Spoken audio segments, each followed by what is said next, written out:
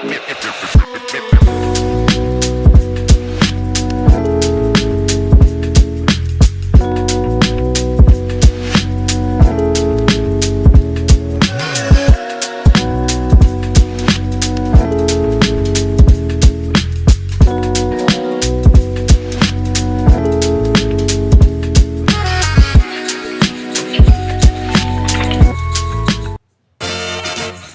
man, eventful day. What do you mean? I wasn't ready for it. Why? What happened? I was expecting such an eventful day. I just woke up. What is up, everybody? Welcome to the DNVR Nuggets Podcast. Live from the Toyota Lounge, driven by your Front Range Toyota Store. Toyota, the official vehicle of DNVR. Beep. A little bit of it. What's going on there, Kill? We're frozen. Oh, there's now Kale's it's on arm. you. Oh, man. What is this? Bear with us, guys. It's our first time doing this show. It is our first time doing it, and we're frozen again. We don't know. We don't know what's going on. Can everybody hear us in the chat? Let us know. It's a two-man game here. No wonder you don't need to see us. It's just me and Vogt. You guys get it. You know what we look like. Just listen along. This is old school podcasting. Just got to listen. And we're doing it live and everything, man. We're really doing it live and everything. So we have a lot to get to today because Josh Kroenke spoke with the media and had a lot to say. I mean, I feel like he doesn't speak often, but when he does, it's very illuminating. So we're going to break it all down, talk about some of the things we took from it, some of the things we liked, maybe some of the things we didn't like. But the big news of the day was that the Nuggets officially have hired David Adelman. He will be the head coach. We don't know what the terms of that deal were, but the Nuggets will enter the offseason and, of course, next year with a new head coach. That's right. Sorry, I was a little distracted there for the opening. Yes, it will be David Adelman. And that, obviously, we got to hear Josh Kroenke address that. That news was broken by Shams, but I think part of this press conference was to let us know. And I think just about everyone saw this one coming, man. Yeah. I think with the way that season ended and the way Josh kind of publicly reacted to how it ended, you know, he said a lot of it today in the presser. He was somewhat inspired by that. He was somewhat encouraged by that. Some version of this group he believes in. And if you believe in the group, then you got to believe in the guy they rallied around. And no matter how you look at this, I know you and I, the blame game with Malone and Booth, it's a little different. But the way the season went from letting go of Malone, the guys did rally around David Adelman. So if you believe in the group in any way, I think it always made sense to go back to the guy that the players have said they like playing for and that they rallied around. 100%. We're going to get into some of the specifics of that. And then, of course, later on, talk about David Adelman and what we expect to be different. I do want to start with the Kroenke presser, though, because I feel like it's a good launch point into all of these things. Of course, yeah. And I'm going to start by saying this. Josh doesn't talk very often, and we've had him twice in the last 2 months, which is a lot, right? And so it's kind of interesting. And I came on here and said in the last one, I was very impressed with him. I thought it was an impressive one because he came to a moment where things were bad. It was the down, they just fire a coach, the season's not going well, this or that. And he goes up there, and I thought he took a lot of blame. He didn't try to skirt around things. He kind of just owned the moment, but then also instilled some hope. And whatever you think of the Kroenkes, or Josh Kroenke in particular, they did bounce back from that moment. So some of the stuff he said in that presser ended up playing out. More namely, we didn't feel like we were going anywhere. We made this change, and it's like we're not giving up on the season. We can make a push. I think it's fair to say in the aftermath of the last presser, that was true. The team did not give up. They did give a push, and a lot of people thought, well, if you're making the change 3 games to go, that's too late. Don't pretend you're making a push. I did. It was too late. In hindsight, it's like, actually, they did have a chance, man. That was the best shot probably they had. Clearly, people rallied around it. He even, I don't know if he meant this externally or internally, but he said, there was a lot of confusion and doubt around the timing of that move. But he was very clear in what he hoped it would happen. I thought it was wishful thinking, but it did work out that way. Now, ultimately, it's worth pointing out, as he did in his opening statement, it's nice to be excited about the fact that they rallied. The goal's to win, and they didn't. So that's the perspective they're going to try to move forward from. But there's no doubt about it that when they hoped, look, the locker room grew apart, man. They had given up on Malone. They were ready to give up on each other. David Adelman encouraged them to talk to each other like adults and not to. And from that point forward, we saw at least some version of the Nuggets again. Yeah. Whether it's enough for you at home, I understand, but that's what happened for him. And so once they made it that deep into the second round and you heard those quotes from the players, I thought Adelman's probably getting this job. Yeah. And you add on to the fact, Adam, that a lot of organizations are rehiring their interim coaches, and as we know, it's the cheaper move. So if you believe he's competent, right. ownership's going to want that. They're going to want to lean in that way. There's nothing an ownership group will like more than the cheap right answer. The cheap right answer. That's the best thing. But I mean, who does it, right? Like if you go somewhere, if you go to a restaurant or something, and the thing you really were craving is also the cheapest, it's like, hey. And maybe it's the wrong answer. But I think based off what we've, like, you can follow the logic is, I guess, the point of what they thought they rallied around. But I brought up the last one because I thought the last one was a home run. And maybe it's like, I just thought he did a great job given the moment. Not that the things that led up there, I think he made mistakes that led him to there, but I thought he did a good job of owning it. This one was a little more interesting to me in this way, in that he really, I thought, came off to me as somebody really trying to explain the process, the vision, the everything else. Whereas last one, it was like, hey, it's our fault. We're going to get better. We did it because of this reasons, but we know this isn't the standard. This one felt almost more like almost like a stump speech in a weird, like in a way of like, here's my values and here's what we're doing and this is why you should believe in it. And not saying that's good or bad, but to me that was the tone and tenor of today's press conference. Very long-winded answers. Very here's why this is good. I thought maybe he over-explained a bit today. I mean, it's real easy to say. Like, look, I've never given a press conference. I thought he over-explained a bit today. You're giving one right now. I thought. Oh, that's right. Oh yeah, it's not that hard. No, I thought today, man. I thought like this is a guy I think who really wants to be understood by the general public right now as someone who gets it and cares. Yeah. And I thought today there was a lot of, he even kind of backtracked a little bit and kind of talked out of both sides of his mouth on some answers. I thought maybe almost too self-aware, but all the same, he went out there and he at least, I think, offered some rationale and some explanations that give us something to latch on to as we try to understand how he intends to operate. So let's get into the themes now and talk about what was said.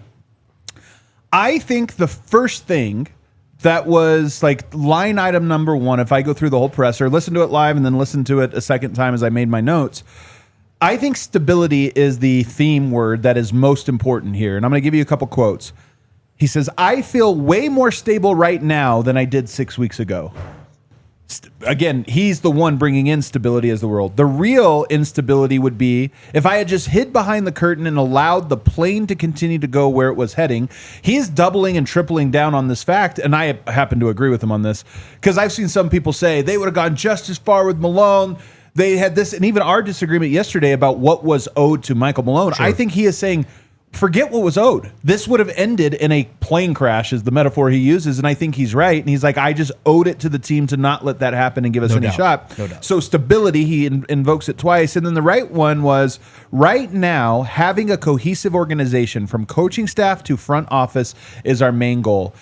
We knew this was a theme. We knew this would be it. But I thought it was actually his number one theme was he anchored the entire press conference on stability. He's drawing a line between action and passivity in his own role. He's not like, just, the thing is running on its own. It's a plane. I'm the pilot. I piloted this plane because it was about to crash. And he just believes that instability was what is at the heart of all of this. And that's sort of why I've kind of tried to point out how much he appreciates the way they seem to salvage something. Yeah. Because I think they felt like they were cooking with something. And the internal strife, the lack of cohesion, just chopped it at the knees. Yeah. So I would say, man, I think there are some fans who might tell you their perspective is the plan was nonsense and was never going to work. I think right now the team looks at it a little bit as we had a plan that we deviated from, that not deviated from, that we weren't on the same page about. And so that sapped the best version of what this could be. And I look, I'm not saying they're going to run it back 100%, but I think they still believe that with cohesion, some of this is salvageable. That's very clear to me.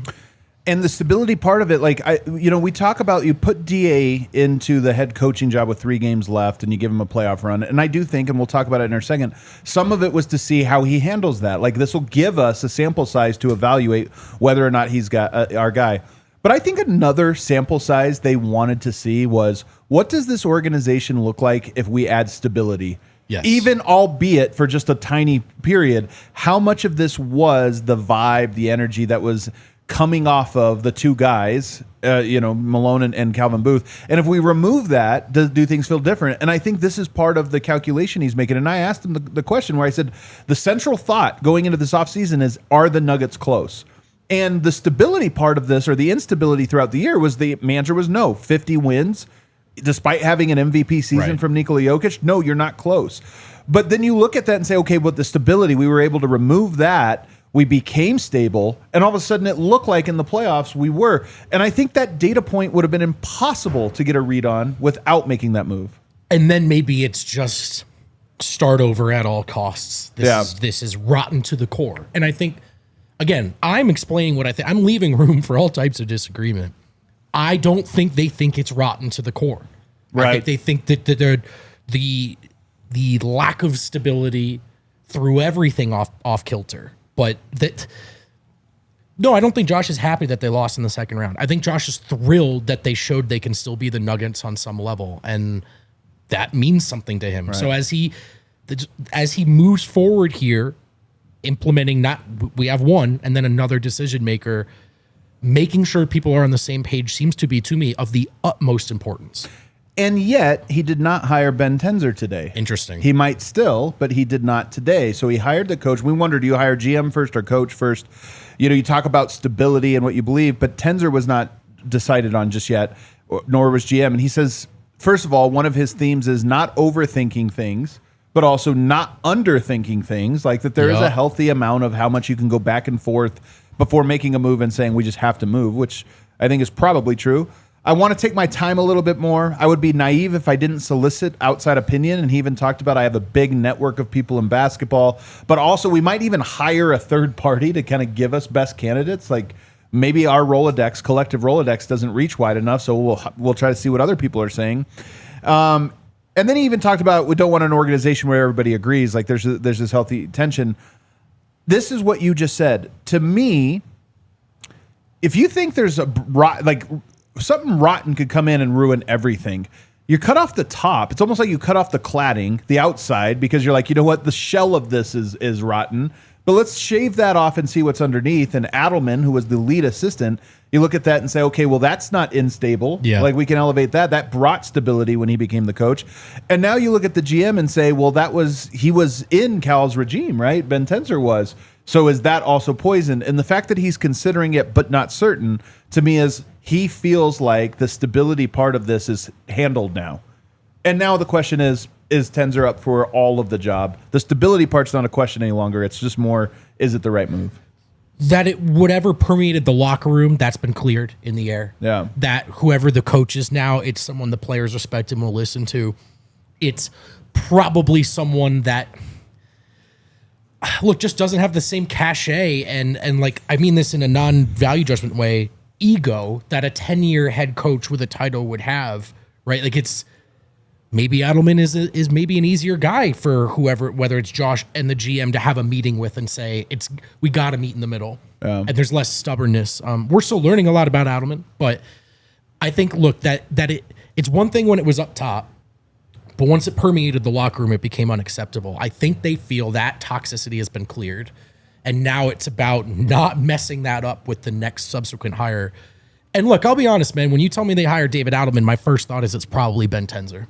Right? Because of what we're talking about with alignment. This could totally just be how they want to do it, but they know the optics are bad, so we're going to do a full search. So we're going to do a full search. I mean, but I also did acknowledge at the same time that I would have thought that could have been a package deal. Yeah. And so at the very, very least, maybe he's lying to us, to you. At the very, very least, we asked Josh about that explicitly. Do you need a fresh set of eyes? And he seems to be at least considering it. I will not be shocked if it's just Ben Tenzer, but I think... He even said, look, I've talked about this. I have hired internally several cycles in a row now. Yeah. Will I do it again? I'm not 100% sure. There's at least some level of reflection in that I appreciate. But to me, when you hire David Adelman and you talk about alignment, it makes it hard to think, well, okay, are you going after Bob Myers now? Like, is he down with the plan and all of that? 100%. And I will say he did talk about how one of the reasons you make the move now is sometimes there'll be assistant coaches that might not be retained, and you want to give them a chance to go find new jobs. Like, you don't want to wait till every job is filled and then all of a sudden you let people go and now those people are out an entire year. And this is another thing I was thinking about this in did you owe Malone something?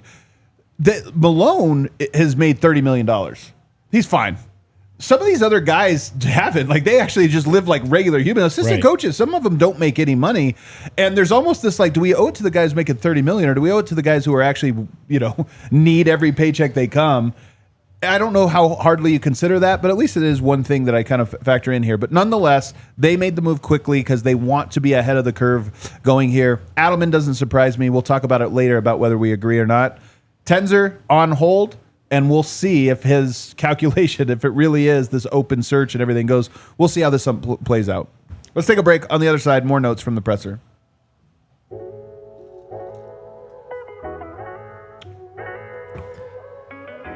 What is HelloFresh? You may have heard your friends talk about it, your roommates, people who cook. If that's not you, like me, listen up. With HelloFresh, you get farm fresh, pre-portioned ingredients and seasonal recipes delivered right to your doorstep. Skip trips to the grocery store and count on HelloFresh to make home cooking easy, fun, and affordable. It's what makes it America's #1 meal kit. First of all, it's already in your fridge, so in a way, it's meal prepping, meal planning right there. You can sort of take the decision making out of it and that last second door dashing out of it. But also, I just get really overwhelmed cooking because I'm an idiot and I've never done it before. And when you show me a lot of steps, my first thought is, I don't want to do any of those. But HelloFresh makes it so obvious, so clear, step-by-step instructions that even I, and possibly you, can't screw it up. And if you have a roommate, a significant other, you live with family, this is a really, really fun thing to do together. So do yourself a favor, get up to 10 free meals and a free high-protein item for life at HelloFresh.com/Nuggets10FM. That's /Nuggets10FM. One item per box with active subscription. Free meals applied as a discount on first box. New subscribers only. Varies by plan. That's up to 10 free HelloFresh meals. Just go to HelloFresh.com/NuggetsFM10. HelloFresh, America's #1 meal kit. And then once you've had a really nice, healthy meal from HelloFresh and you're like, wow, I feel great, everything's going my way, you could have a glass of water, or you could fire up a Miller Lite because it's Miller time. From game nights to parties with friends or a special anniversary, celebrating important occasions means more important moments with the coolest people in your life.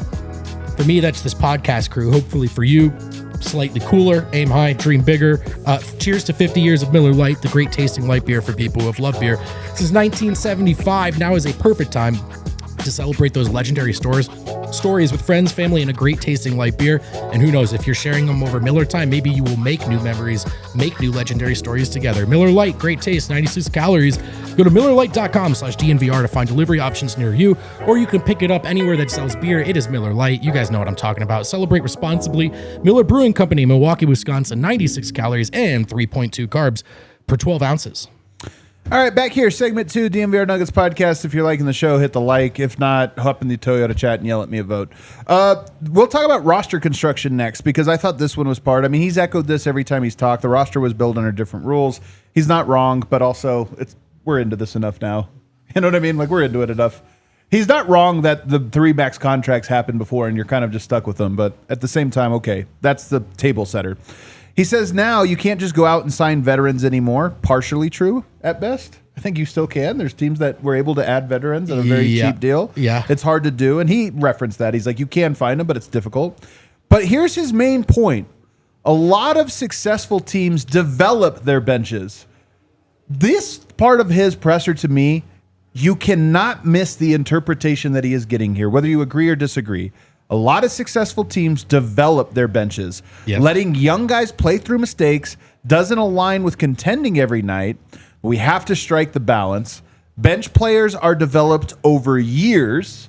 So it's another one. And he was using examples of teams that are still in here. And it's like, yeah, sometimes year one, you play a guy knowing he's not going to be your playoff rotation. You just play a guy because I need a foundation and I need the years to add up. And then he says, I think a lot of our answers are internal right now. Coaching is a huge change. Adelman didn't get to implement his own ideas yet. Yep. So first of all, on the roster construction part of this, I believe he is signaling in many ways. One, out of necessity, the roster is going to have to. We're going to have to get guys that when we get them, we're not going to be like, oh, cha-ching, we just hit the lottery. We're going to have to turn them into what we want. That's what he is saying. Sounds a lot like Calvin Booth, which is what Calvin Booth said. Like, we're going to bring some guys in and we're going to have to spend years developing them. It didn't happen. Josh it to me sounds like he is saying, yeah, that part's true. Well, you can fail. You can try and fail at that, but there is no other route. Also, man, they're kind of already in double down territory in that regard anyway, even before Josh opened his mouth. Like, yes, it helps to get the veterans, the minimums, the exceptions right. They didn't get all of them right. But they're really limited, man. Like, not only do they have younger players, they burn capital to get them. Yeah. So there's there's almost no flexibility to get out of it. They have 3 max contracts, so they're very top heavy. It's almost like an acknowledgement of, look, as much as they want to sell us on being open to pivoting in all these types of ways, there are not a lot of ways to pivot, unless you're looking at breaking down the cap sheet from the top down, which means messing with the core. Maybe they do, maybe they don't. So if you are talking about, well, we got to get better on the margins, the number one most likely way that it happened, maybe not most likely, but just viable path in terms of practicality, is that the young guys on the roster get better and get the opportunity to get better. In that sense, it certainly sounds like maybe not a cosign, but an acknowledgement of Booth's sort of side of the argument that, like, we need these young guys to get better. And as you look at some of the other big benches around the league, part of it's not just veterans. Part of it is that they hit on the young guys as well and have been able to develop them. I mean, I just look at it. I'm going through Indiana Pacers roster, who, by the way, had a crazy finish to their game last night. Ben Shepherd, 1 year of experience. Andrew Nembhard, 2 years of experience. Benedict Mathurin, 2. Aaron Nesmith, 4. Tyrese Halliburton, 4. Obi Toppin, 4. I look at this and I go, what he is signaling, and I happen to agree with this for the most part, although I do think the Nuggets went way too far and they screwed up how they did it. I mean, handing full-time contracts to all of these guys. I mean, giving contracts to Saric, but then also giving contracts to Hunter Tyson and Jalen Pickett. Like, to me, they shot themselves in the foot walking in the right direction, but going too far, then handicapping it to where you cannot get out. And then the asset management and all these other things. But I think that I hear this, people say this all the time, you don't win with young guys. The Pacers are up 1-0 in the Eastern Conference Finals right now, playing 5 guys in their rotation that are younger than Christian Brown.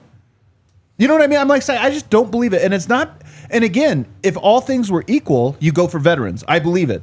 But it's hard to do that right now. And so it is this thing of, like, we have to find cheap labor. And can you find those guys every year? I think the Nuggets can better than they did, because I always think there's 1 or 2 and they didn't get those guys.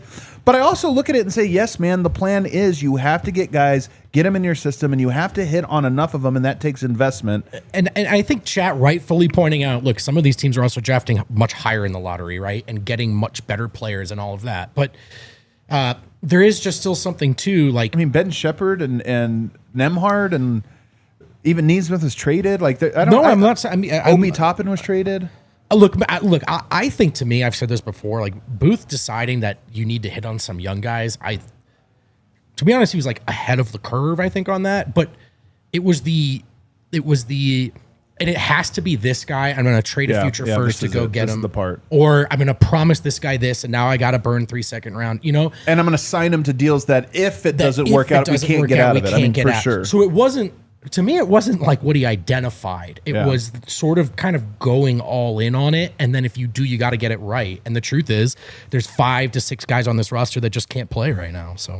And so when we talk about organizational alignment, part of this is, it's hard to make that plan work. The young guys, and we're going to develop them. It's easy to make it not work. And that's kind of my point. And I think when Josh is coming to the podium and sort of, in some ways, echoing what Calvin laid out 3 years ago, to me, it's a bit of a show of support in at least the vision of it. Again, not the execution, but the vision of, yes, this is the only path. Given where we are with 3 max contracts, the only path is we have to get cheap guys and we have to develop them over the course of seasons, but also multiple years, and that comes with pain. And if we're taking this route, then we have to go this route. So play them.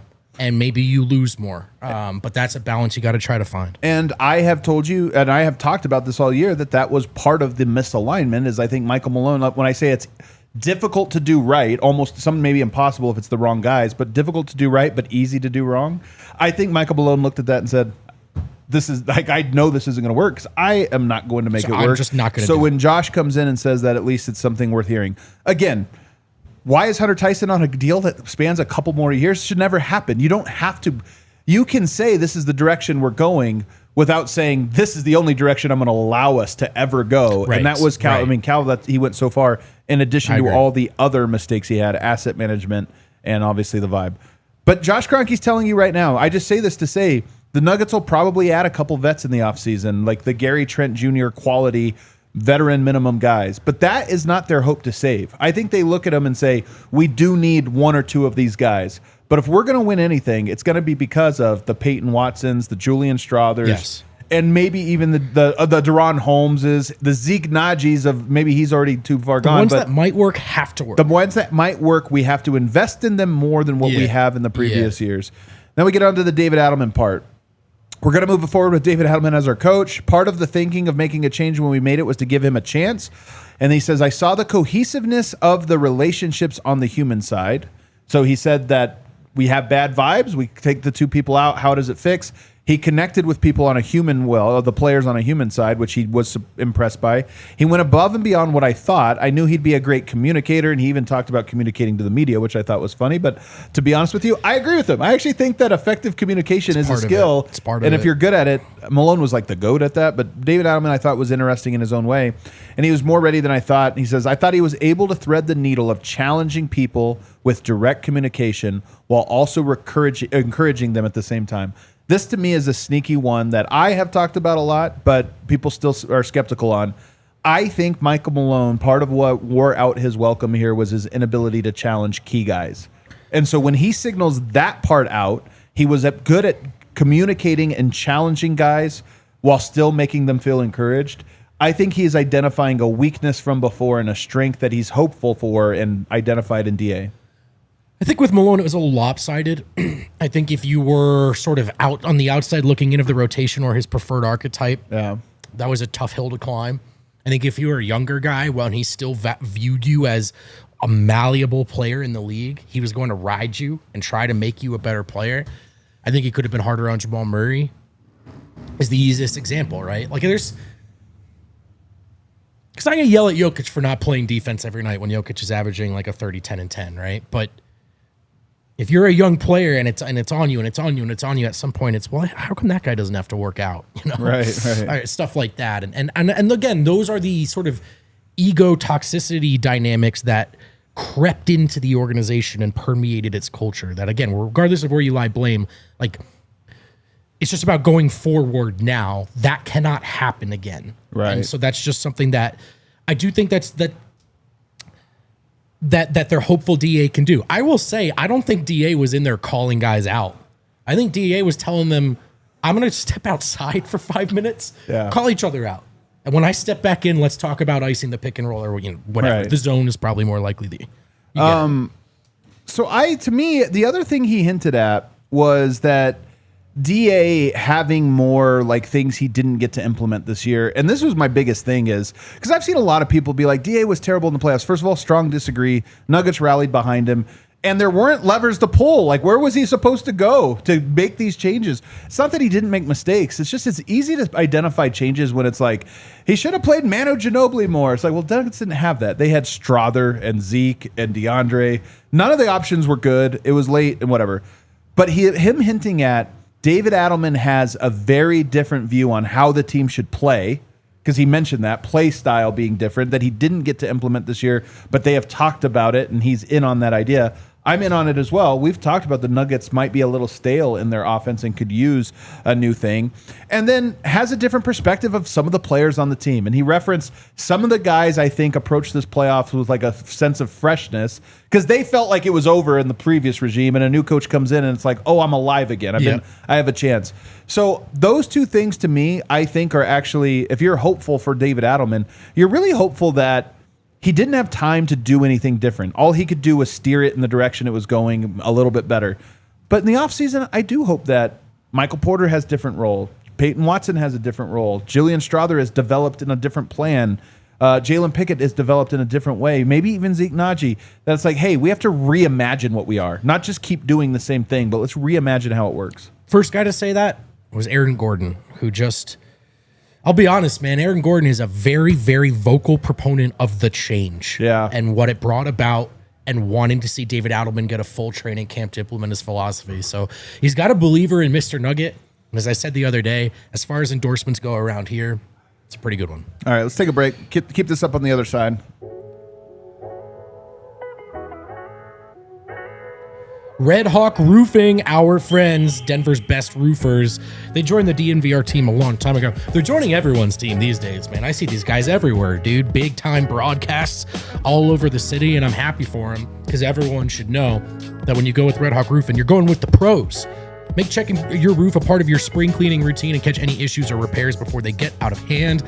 And there is no project too small for our big time fellas at Red Hawk. They're your go-to for everything from minor repairs to full roof replacement on your home and your business. Quality experience, quality materials, decades of experience, quick response time. Also just members of the community. This is an industry where if someone wanted to come in and shake you down and you weren't paying attention, they sure could. Red Hawk Roofing is not about the quick buck. They're about word of mouth, their reputation, and being the best roofers in Denver. So supporting your local teams also means supporting local businesses like Red Hawk Roofing. If you're looking for a new roof or home over your business, or over your home or business, be sure to check out Red Hawk Roofing at redhawkroofing.com or call 720-771-8921. Tell them that we, DNVR, are the ones that sent you. At the merch store, we've got you covered from head to toe. On these reads, we've got you covered from roof to flow. Shout out Empire Today, the emperors of flooring, not their official slogan. In fact, I have not checked if I'm allowed to keep saying that. I just do it though every time. Look, we've all been to the big box stores. You wander endless aisles. You got to haul all these materials home. You don't even know if they're going to look good yet in your home. The flooring game is a risky one. It's an expensive commitment. That's why Empire Today pledges to just minimize all of the clutter, right? They want to make this the most convenient and efficient experience for you as possible.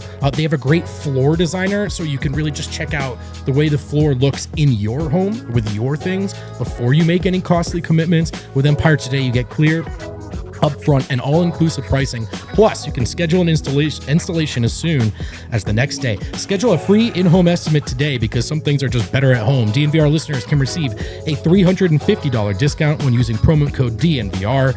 You heard that right. It's a $350 discount with code DNVR. Restrictions apply. Visit empiretoday.com/DNVR for full details. All right, we are back here, segment 2. So those are all the notes now on the overall thought of the pressers here. He did mention that David Adelman will get to pick his staff. Yep. And so some of the coaches likely to be retained, some not. That alone will be an interesting process, honestly. Like, this group has been together for a while.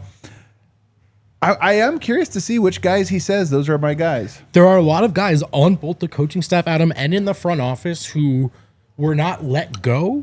They have contracts set to expire.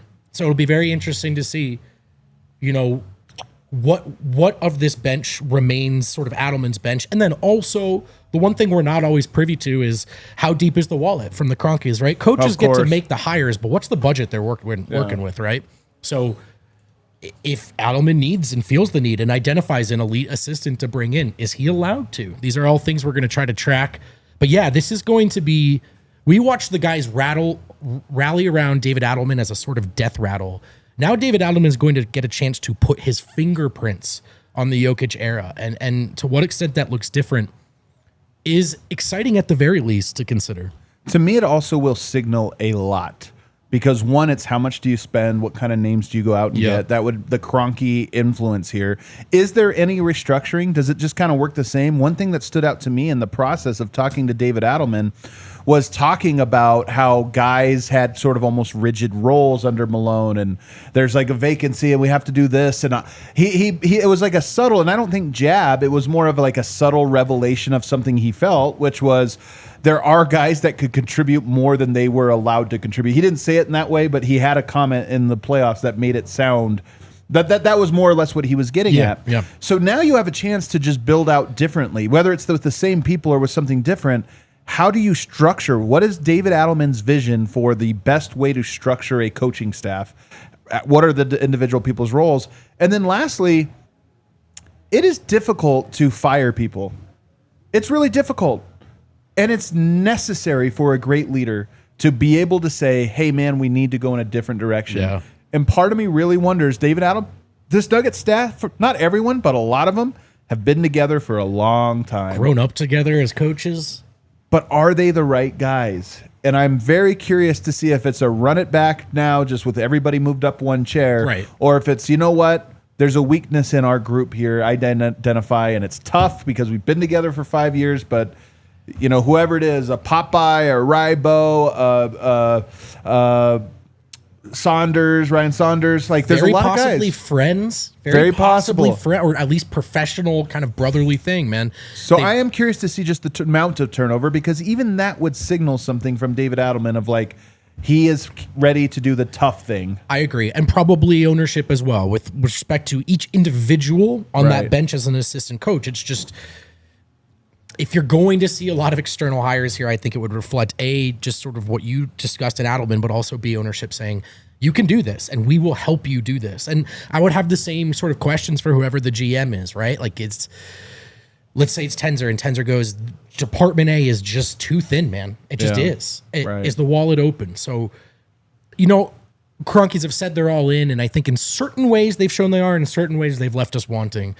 There are these little ways in between that they can help this organization grow. And I'm very, very curious to see how financially invested they are, because I think emotionally, Josh is invested in this. Well, the other part of it is, you know, player development, right? Teams develop their benches, this or that. I'm curious if David Adelman says, okay, if that's the plan, and we're going to next year and we have to have Deron Holmes hit, we have to have Zeke Naji recoup Valley, we have to have Julian Strawther become a defensive player, I need a staff. I don't need a couple player development guys who come in here and get free throws up and do some little slides and work out. Like, I need an actual system in place that puts these guys in a program. And to do that, we need more bodies. Not even like the most expensive guy, but we do need a shooting coach. We do need a ball, you know, this type of guy and this type of guy that is going to get them. And that costs. So another thing that I think, if you say you're going to develop, already it's a tough plan. I'm not saying it's a foolproof plan. The Kroenkes are saying it's the only plan. I'm saying it's the likeliest only plan. There's probably a little other options, but I just empathize with this idea of you have no money to spend, so where do you get cheap options? You have to develop them. The thing I don't agree with is they don't develop on their own. They develop because you have a plan, and that's why Oklahoma City hits on so many people. That's why good organizations hit on so many people, is they give the best chance, but that costs and that requires thought. And have the Nuggets done it? I mean, I think the core, they got a lot out of. And, you know, Porter's lack of development, I would probably put on injuries more than anything else. Murray, a bit of both. It's on the org to make him do it. I think it's on Murray a lot as well. I think we saw the right guys get better together, but did the next wave ever? And is this still an organization you can consider one that develops talent? I think a lot of fans feel like the answer is no right now, especially as guys continue to leave and look good elsewhere. So how quickly can you change that reputation, and what goes into that? Is it just David Adelman's rotation decisions? Is it a revamped staff? Is it confidence, for a boost of confidence for younger guys who felt prior that they were stuck in a doghouse? But you can't just go, the younger guys are on our team and they're going to get better, because they didn't really get better from last year to this year. So what are you doing to ensure that that's the case? I understand to some extent your hands are tied with, like, in terms of audibles, roster-wise, but as an organization, your hands are not tied in terms of empowering these people to develop. And this is where David Adelman's interesting to me, because here's my personal perspective on him. And we only have so much because he's only been at the helm for so long. I think he's a very good strategist. I know a lot of people are going to say, oh, but he put Murray and Jokic out. I think he's a good strategist. I think he's a great basketball mind. I think that he's going to come to the table with interesting basketball ideas. And next year's season will be fun in part because it's going to look different. I believe that their offense will even look different. I think that part's good. I think he's a good communicator. I think he seems honest. And what I mean by honest is I don't think he's a guy that has political like a political brain. I almost feel like DA is one of those guys that knows he's not good at it, so he's not going to try. You know what I mean? If you're not good at politics, you might as well not try it, because then you're just going to make it worse. So I think he kind of knows, like, I'm going to try to be the best coach because I'm not going to win any political battle. He even said after Game 7, so he goes, we need depth. And then he says, I think that's player development. Because that's the only thing you can say as the coach. Like, he can't, he's like, he's not, like he's not the GM. Yeah. So you know what I mean? So like has to get on the same page as the GM, but I think it was like a reflection of, as the coach, what does that mean to me? So all those things I think he's good at. Here's what I don't know, and I think these are tough skills to have, and I have no idea if he has them. Does he have vision? Because this is what I'm talking about. You have to identify a problem, player development, but then you have to have the vision to say, here's how we get where we go. It's not just, hey, I need my coaches to develop our guys, all right? It's here's how we're going to do it. These are the important things. This is your role in this machine, and everyone works together. And now I communicate to the front office, and I communicate to ownership. Vision is this giant 30,000-foot view of how a machine operates, how an institution operates, how humans operate, and put it in place. And that's its own skill. Some people, that's their best skill. I have no idea if he has that one. We don't actually know much about Adelman at all. Yeah. That's not to dodge your question. He seems to be like a guy who's in the film room a lot. And by the way, like, you know, you talked about Tenzer from his background, right? Like from his background, he's not a scout. From David Adelman's background, he's an assistant coach and has been one for a long time. X's and O's, film room. And I think even we heard that in when he talked about the team and wanting them to talk to each other. Again, it wasn't like I convinced these guys. It was like I just got out of the room and they did it. So I don't think we necessarily know, man. I'm so excited to see what that means. Like Aaron Gordon he should get a full training camp. He should get to put his fingerprints on it. I don't think we necessarily got a taste in the postseason of what his fingerprints are versus just managing what was in front of him. So I don't know the answer to your question. I don't think anybody does. I don't think anyone does. But it is a big deal. And that's what I'm getting at is like the success could come down to those types of things. And by the way, the GM you bring in, maybe that's part of their role. And this is when we talk about harmony and synergy. The coach might say, hey, here's what we need. Here's how I think it needs to run, but I don't see the full picture here. Who else does? Right. And then maybe the other person says, okay, that's what you need. I agree. Or okay, let me help you build that out from an organizational standpoint. Yes. So and now every path piece A to that and path as B opposed to that. And I always use Mike Penberthy as an example, a literal hired a guy, kicked out of the gym on day one. It's like, that's not how you do it. That's definitely not how you do it. And so maybe it's just as simple as having the alignment between those people. Relationships to players. I was thinking about this, and I was asking people in the media room right now. Zeke Naji is cooked. He has an $8 million contract a year. He doesn't play. And when he plays horrible. But one of the things that happens, I mean, we know the Nuggets signed him to that contract in part because it was like, we need a middle contract, so we need a movable $8 million, and then it immediately became unmovable. How long would Zeke Naji have to play well for the Nuggets to go and say it was Malone? We brought in a new coach, and now he's a use serviceable $8 million a year player. It's not this summer, but is it through January? We get to the trade deadline, and it's like, hey, man, 3 months in a row, he's actually looked okay. Malone was his problem. Anybody bite? I don't know, like, how attuned are other people to that as much as, like, the Nuggets are internally, you know? Like, does that mean anything to the Rockets GM? Not that that would be the one. But. Oh, I think, first of all, 100%. So? No so? question. I mean, you look around, and there are players where you say, I know this coach hated this guy, and usually there's a reason to it. Even in this one, there's a reason to it. Take a little redraft flyer on him. And that's what it is, hey, but in our system, we can make it work, our culture. And right now, nobody would take that shot on Zeke. Nobody would, because the contract. But if he plays well for 3 months or something, you know, where it looks different, to me, of course, you would look at that and say, yeah, I think there was something going on here. Yes, the difference is Zeke isn't exactly on like a redraftable contract, so you really I think you really need a good month. And I would follow that up by saying, you know, one question I was going to ask you at some point. We also don't really know who the Adelman guys are. I don't think he has them. This is the important thing. You shouldn't have guys. Well, that's coach, good. Like, you should not have my guys. But they all do. Like, now Malone would make them a little too painfully obvious, I think was part of the... I think, to the point where even the players really knew. But, I mean, look, my point being, here's my point. Zeke did not play at all in the final 3 games of the regular season. Now, maybe that's what Jokic said the other night. Like, we've been counting on the same X guys for so long. We're not just going to throw another guy into the fire. I think that, and it's also, I know a lot of people are like, well, when Russ was turning it over in game 4, why not just put Pickett in? And I think the answer is, guys know what that pressure is. And to play a guy who hadn't played all year, and all of a sudden it's like, hey, man, if you go in there and have 2 bad minutes, we'll never recover. And even those regular season games, as David Adelman said 15 times, were essentially playoff games for the Nuggets. So that's part of it. You know, who does he trust might not be something we get an answer to until training camp. But I mean, I think we know that like Peyton Watson and Julian Strother will get their chance for sure. Yeah. Let's take a break. I want to keep talking about these guys and what can be different next year if under David Adelman. Don't know if you've heard or seen, like on these fancy mics here, Toyota's the official vehicle of DNVR. In fact, you are hanging out with us here in the Toyota chat. Trucks have always been a part of Toyota's DNA for generations. Toyota has built durable legends destined for greatness and perfect for Colorado. They've got a bunch of SUVs as well. All told, they have 17 models available with all-wheel drive or four-wheel drive like the Epic 4Runner. And of course, Toyota also currently offers more low and zero emission vehicles combined than any other automaker. So that's to give you, the customer, numerous choices to reduce their carbon footprint. And there are 16 different hybrid vehicles to choose from, like the Tundra iForce Max hybrid truck. And of course, when we're talking the SUVs, it's the RAV4, the Grand Highlander, these iconic cars you've heard of before. If you've been in Colorado now, you know there are a lot of different types of Coloradans. No matter which one you are, there's a Toyota that's right for you.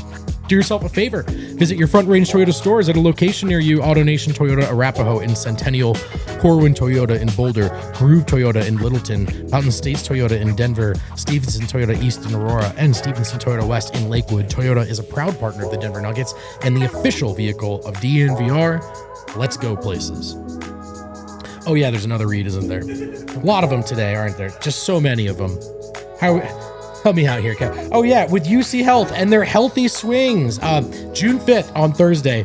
It's the 7th annual UC Health Healthy Swings Charity Home Run Derby. This is cool. This was dope last year. It was dope last year. You've probably seen it because the athletes participate. Broncos players like Cortland Sutton, Alex Singleton, and Marvin Mims will be stepping up to the plate again at Coors Field to help raise money.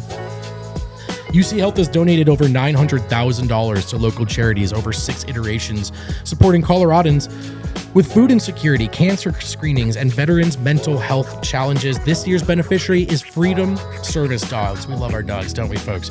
Freedom Service Dogs provides service dogs to individuals with limited mobility, young adults with autism, veterans, and first responders to help with disabilities like PTSD, traumatic brain injuries, and more. DNVR Nuggets is brought to you by UC Health, the official healthcare partner of the Denver Nuggets. Go to uchealth.org for more information. UC Health, live extraordinary. Yeah. All right, back here, final segment. So Zeke Naji is one piece of this, which is, again, whether you like him or not, is there any hope that his good parts shine? Because as I've said, and I've thought this for many years, I don't think Malone liked him. Not as a person, I don't think he cared. I just don't think Malone had any belief in him. He did not. And I think Zeke Naji felt that every second of every day. And I say this from experience, man. I've played with coaches that didn't believe in me. It's obvious. You reach a point when you know a player not only doesn't believe in you, but like they have an internal dialogue about you every time you're in front of them, and it sucks. There's nothing worse than being surrounded by a person of authority that does not believe in you and feeling it every second of the day. So I'm not counting on it. I'm not banking on it. At the end of the day, you're responsible for your own success. But it is at least a thing that's possible, and I think the team is like locked in on, hey, we need to make sure we don't ruin guys. Are you we kidding, can't man? save them, but we can't ruin them. Once you decided you believed in me, dude, I thought the sky was the limit, buddy. Before that, it was rough. It was a rough time. No, in all seriousness, I mean, I think Zeke and Pickett probably are the two guys who arguably could play. Who is the other one? Pickett and who? Zeke and I would think Pickett is in a different territory than Zeke now, but started in the same place. They're kind of in the same place, man. Had to work their way out of the mentality of being in the doghouse. It wasn't just I have to earn his trust. It was I have to believe in myself as a player again. And the one thing I'll say with Zeke is we have seen months at a time, maybe that's long, 3 weeks at a time, when Malone is propping him up in the pressers and he's getting to play the right position where you go, maybe there's something there. To be honest, I think the biggest reason Zeke hasn't gotten a chance, though, is that every time he does, he either usually plays poorly or B, gets hurt after he's played well. Yeah. So is there a sustained stretch? I don't know. But maybe this is what some of Josh is talking about, right? Like the regular season, which certainly was a mess this year, that barely informed the way their postseason went. Maybe you do take the first month and say, let's play Zeke and either get his confidence or his trade value up because that's better for the long term than beating the Hawks. Yeah. if people want to talk about, oh, well, some of these guys you mentioned, Adam, that are young on these teams are high draft picks. So let's talk. I mean, personally, I disagree. When you start drafting 13, 14 versus 21, 22, to me, I'm like, you're at this point, you're at like, how well can you develop? You're just identifying talent. But I'll give you another one. Kenrich Williams was on the Denver Nuggets. Was a plus 19 in game one, was kind of the critical X factor. Did not play at all in the previous one, but guess what? Played a lot in the season because Dagnott knows he needed 12 guys so that in any given series he could play 8 of them, and it could be a different 8 series by series. This is a tool. What does he do? Okay, let's develop this part of our identity so that we have a bunch of different identities we can go to. Kenrich Williams, do not tell me he is better than all these other undrafted player. Don't tell me he was better than like what Denver can add to the roster. He was a guy that they were invested in to play a very narrow role, cultivated it, and it's part of their identity. I think there are a couple of organizations that you want to look really closely at, whether that's trying to poach people or just look at and say, how did they do this? The Miami Heat are one of them that I think for years I'm not saying you'd rather be the Heat than the Nuggets right now in any sense, but in the years they duct taped that title run together, they hit on a lot of undrafted late guys, and they played and they were empowered. But also, how were they developed behind the scenes? What did that staff look like? They kind of wrecked themselves by developing Duncan Robinson too much and then paying him. Right.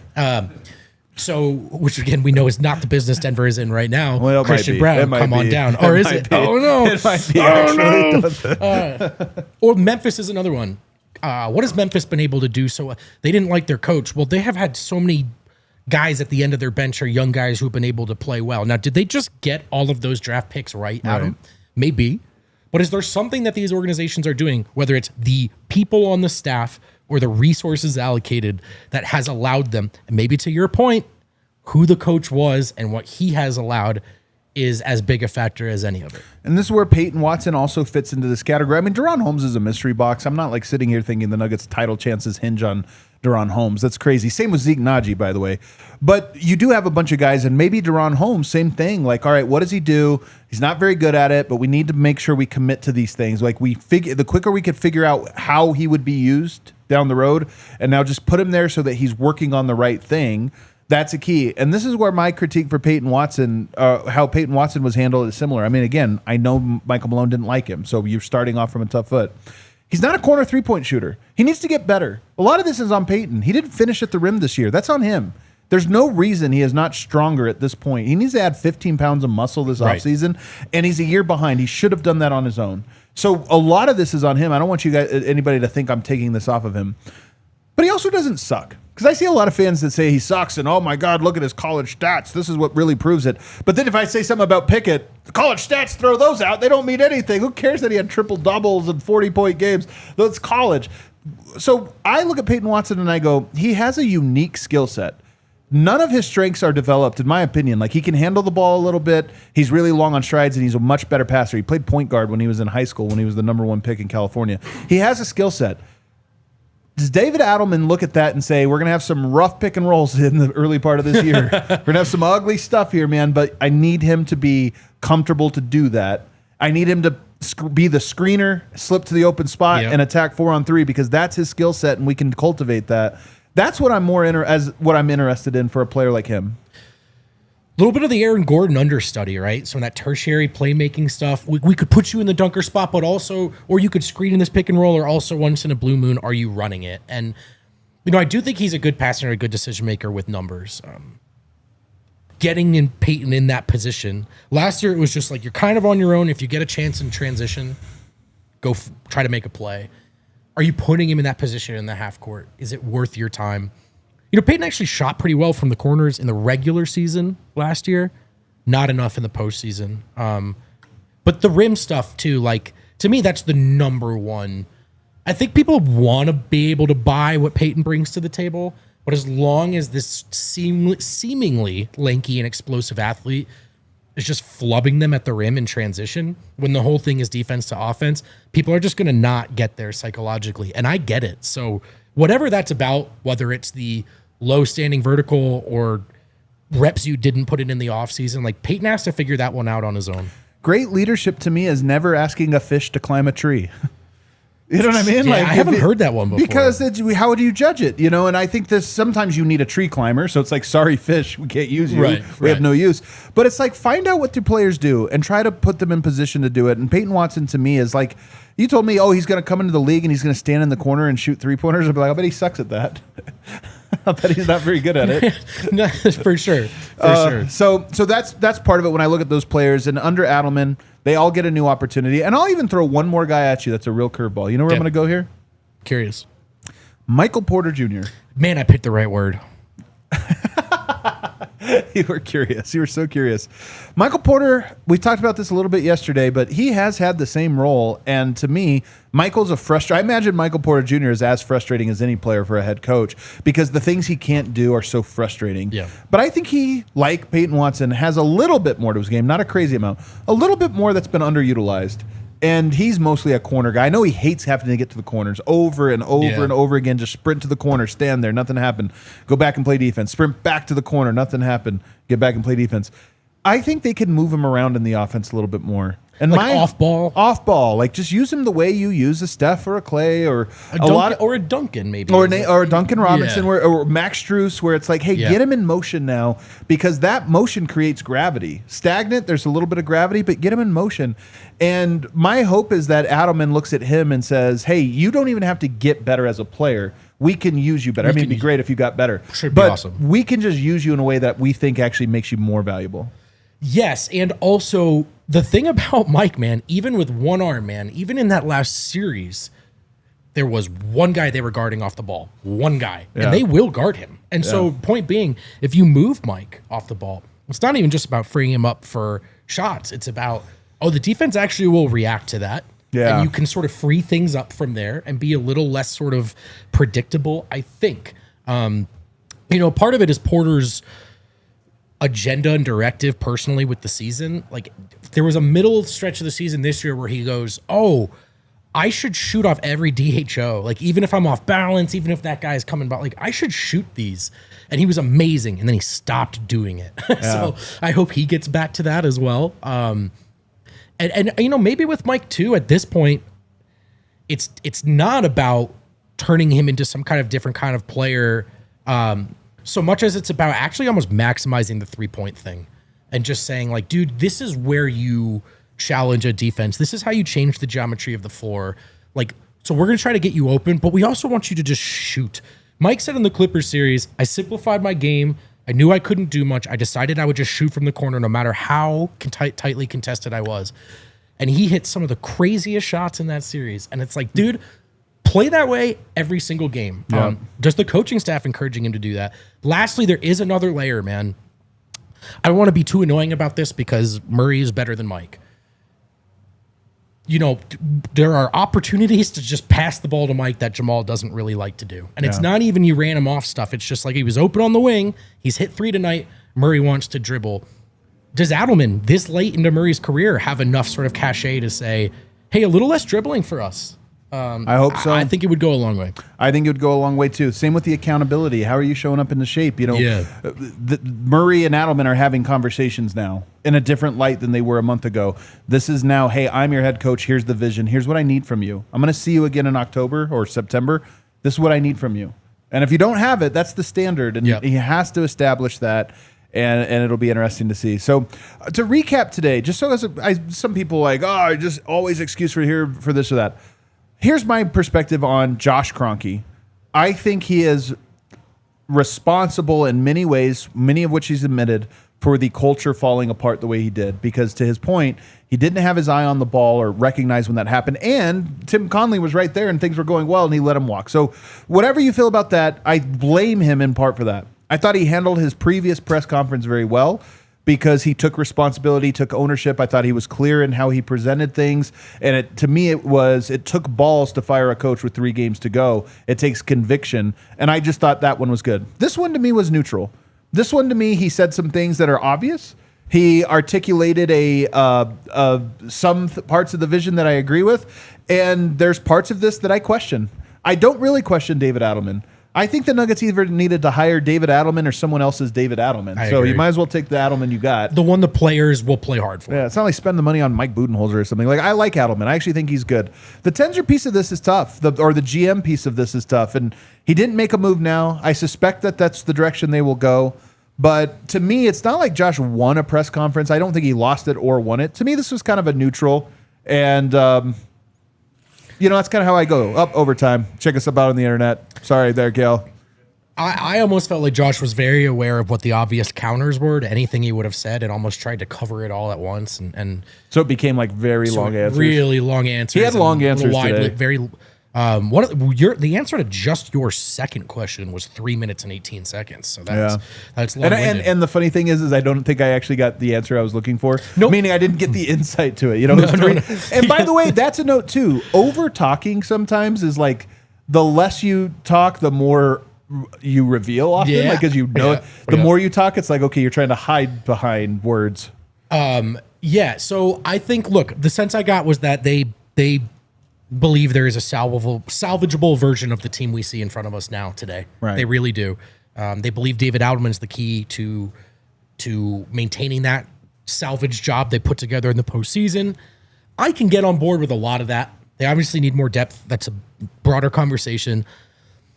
I am worried that it's just going to be Ben Tenzer, and I don't say that with any disrespect to Ben Tenzer at all, dude, who might very well come in and do a good job. Like, I don't know. I haven't sat here and watched Ben work every day of his life. The immediate reaction to that will be like, all right, we're just sitting on our hands again. Like, that's what people will say. Whether that's fair or not, that's what people will say. And it might end up actually being the truth. Being the truth as well, right? So I very much hope that when he at least said today he's considering the external hire, he's trying to listen to people outside of his camp. I hope that's true. But I would say probably I would guess it's Ben Tenzer as of right now. The other thing I think he puts himself on the hook for is you're going to rely on player development. You want alignment and you want everything to be done.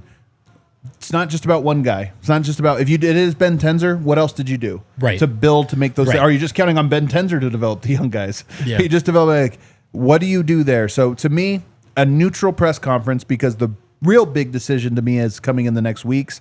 And I want to see, he laid out what he believes. Now we'll see if he acts on that and pulls it off. All right, what do we got? Some super chats. Very opinionated chat today, I noticed.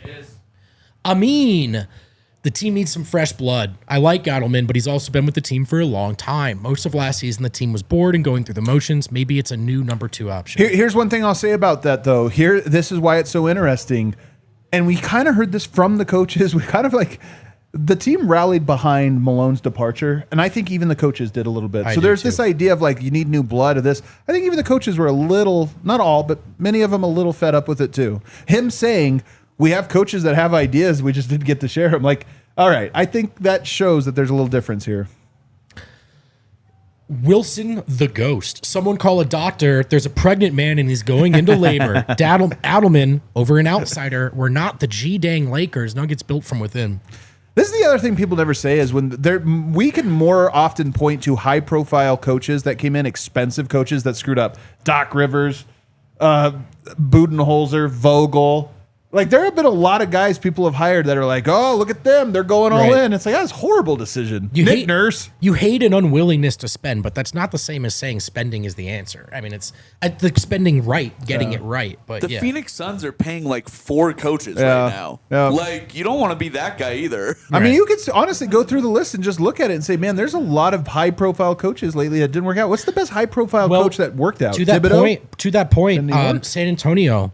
How will they replace Pop? The interim coach got rehired. That's right. Memphis. How will they replace Jenkins? The interim coach got rehired. The interim coach they brought in, though, was a little bit of a mole. That was a little bit of a, like, before we fired Jake, we know we're firing Jenkins, and we brought in this guy. But point being, though, this does seem to be a trend right now in organizations of like, okay, Doc Rivers doesn't even want to do this job. Why are we giving him $15 million? But that, having said all of that, like, that's the point I was making about GM is I hope it's a truly, truly thorough search in which money is not the reason they don't make a decision. Right.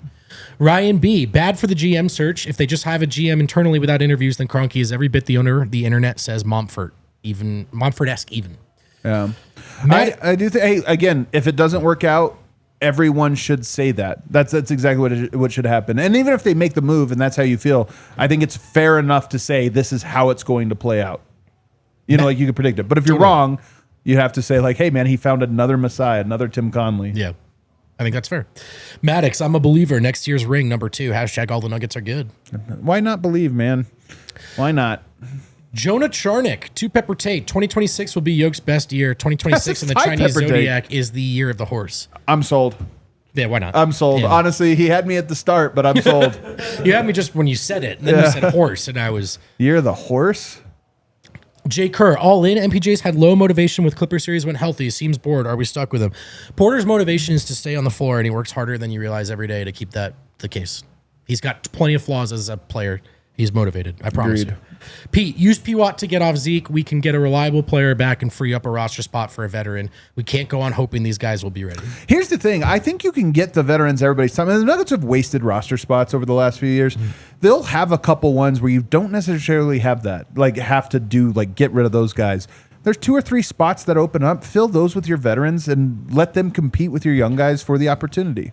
And again, man, I mean the curse of this team is last year was a disaster, right? It was so bad. Guys got fired. Might be the second best team in the NBA. They lost in 7 to the Thunder. So it's always frustrating because the Nuggets are always close. That's why all these failures hit us so hard. Brian is also an important piece for the Pacers, and he didn't even look like an NBA player here. A lot of guys played like the worst versions in Denver. I think that's fair. And this is one of the things I think that they're hoping was like, hey, we got rid of the thing that was the ceiling there. By the way, Isaiah Hartenstein, another one. God, man, we keep riling this off. Well, it's, the backup big to being a good player elsewhere from Denver pipeline is a little unfortunate. What if that immediately flips and Denver just goes on a run of great backup center? Well, I mean, to be fair, if you're moving on from DeAndre Jordan, that's a little easier than... That's true. Did I miss Pete? Use P-Watt to get off Zeke. We can get a reliable player back and free up a roster spot for a veteran. We can't go on hoping these guys will be ready. Well, the other thing is, here's the other thing is, there's no option. I mean, at the moment, Zeke is under contract. Same with Hunter. Same with Sarge. It's like everybody's like, get rid of these guys. What do you mean, get rid of them? Right. Trade them? Nobody wants them at the moment. They have to recoup value. I think they mean get rid of, like, leave them on the second bus. Yeah, I mean, still on the salary cap sheet, so doesn't matter. It's kind of not that different. Ryan B. Malone coached aggressive out of MPJ. You can see it. I think there's a lot of truth to that. I think there is a lot of truth to that one too.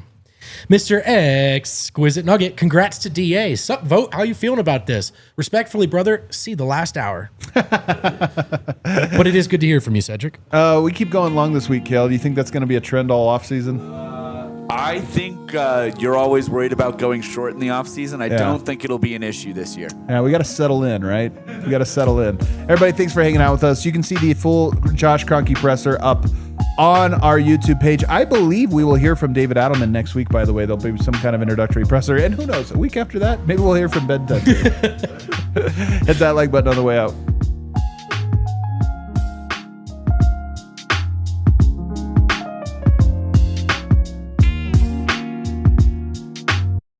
We